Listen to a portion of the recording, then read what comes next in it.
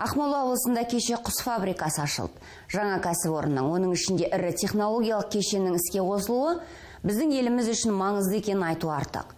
Жобаны қаржыландырған Қазақстанның даму банкінің тәуелсіз директоры Антонио Сома кәсіпорынның күрделі өңдеумен айналысып, күшті фабрикаға айналатынына сенім білдірген.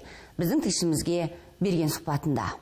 Импортты алмастыра алатынымызды, тиісінше сапалы өнім шығаруға потенциалымыздың жететінін, экономиканы әртараптандыруға әліміз келетінін дәлелдейтін фабриканың бірі болатын тәрізді деп келді.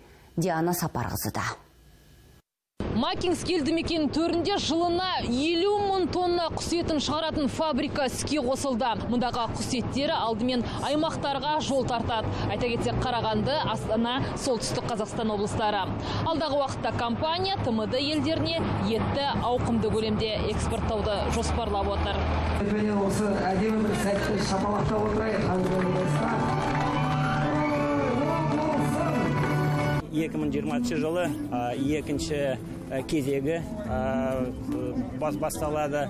Бірінші кезегі 25 мың тонна құс етін шығарады. Екінші кезегін қосқанда 2 есе үлкейеді. Экономиканы әртараптандыру жолында Қазақстанның даму банкі Макинск құс фабрикасына қаржы құйып, жақсы үлгі көрсетіп отыр. Бұл жоба Қазақстанның перспективалы секторына агроөнеркәсіптік кешенге бағытталған. Қазақстанда құс шаруашылығы 350 мың тоннаға жуық ішкі нарықты құрайтын, немесе жылына $500 миллиард табыс түсетін ірі сала.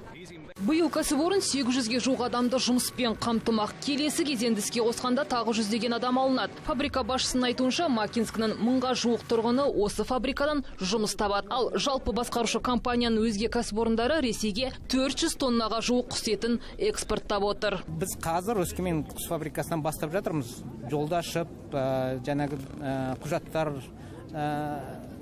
мәселелерін шешіп, қазірдан бастап шығарып жатырмыз Ресейге. Өзбекстан, Қырғызстан келесі жылдан бастап. Макинскідегі фабриканың негізгі өнімі мұздатылған құс еті болмақ. Әзірге 9 өндірістік алаңы бар. Инкубатор әрқайсында 12 құс қорасы бар, 4 бройлерлік құс етін өңдеу зауыты, қалдықтарды қордаландыру желісі, жем-шөп өндіру цехы. Қазіргі таңда инкубатор жұмысын бастады. 2-ші қыркүйекте алғашқы 300 мың жұмыртқа салынды. Ендігі міндет оларды баптап өсіру. Ал ет өңдейтін цехтары құстар ет жинаған соң жыл соңында іске қосылады.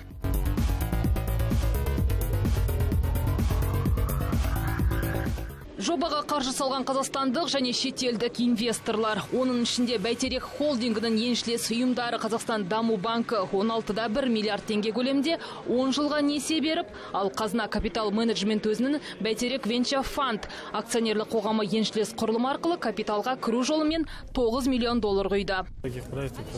Бұл Қазақстандағы ең ірі жобалардың бірі. Біздің қор бұл жобаға $9 миллион қаржымен қолдау көрсетті. Бөлінген қаржы келешекте табысты инвестиция болатынына сенемін. Салынған инвестициямызды 2023 жылы қомақты көлемде қайтарып аламыз деген ойдамыз.